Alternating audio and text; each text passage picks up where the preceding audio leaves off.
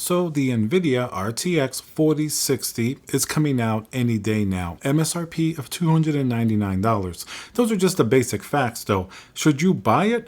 Very, very complicated because it is the cheapest next generation GPU from Nvidia that's out now, but it also is going to compete with so many GPUs on the market. You have AMD with the 7600, who knows what else they may be bringing out soon. And then of course, you have the GPUs from Nvidia themselves from last generation. Remember when the 4060 Ti came out? A lot of people compared it to the 3060 Ti, and aside from maybe better power efficiency, DLSS 3, there weren't really that many big performance gains. As of right now, it looks like the 4060 is looking maybe a little better than that 4060 Ti. First, it comes in at $299. And now let's hear a word from our sponsor, VIP-CDKdeals.com, a Windows 10 Pro CD key. Add to cart, you put in code CC20. This will also work on Windows 11. You want to go into your settings in Windows, change and adjust your CD key, click activate, and now let's go back to the video. Then of course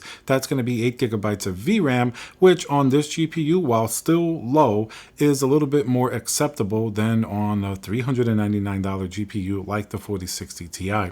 We've been seeing the GPUs pop up and everything seems to be roughly around $299, maybe some $329. There's no way that this GPU can really sell anywhere above $300 because look, you already have 4060 Ti's going way below their MSRP. The MSI GPUs are already like $375 or so.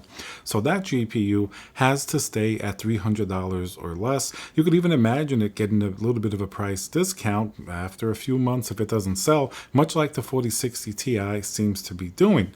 Now, this is going to be a GPU you want to play at 1080p. I think the 4060 Ti is already struggling at 1440p, even with some, reduced settings, and the 4060 is going to be even more so of a bottleneck if you have like a 1440p and above monitor.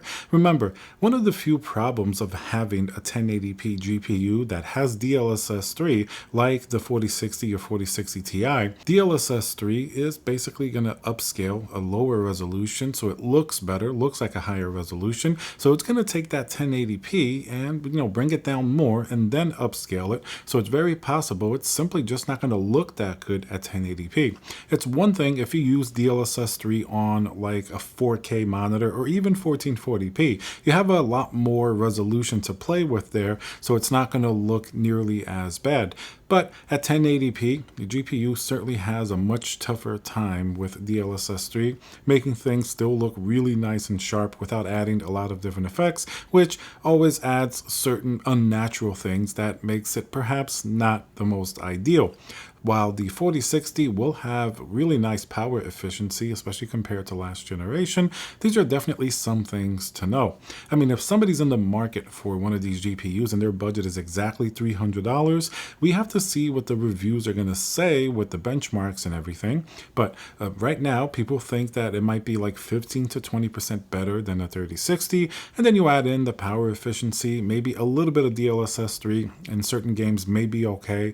Maybe you can get away with it in certain 1440p titles that maybe aren't the most demanding. You're not going to be able to play the most VRAM intensive games at that resolution, but maybe some esports titles or other games, you may be able to do a higher resolution, and that may be a little bit better. Maybe some single player games will be better with DLSS 3. Remember, it does add latency, so esport games are generally not going to be something in the conversation for those type of games.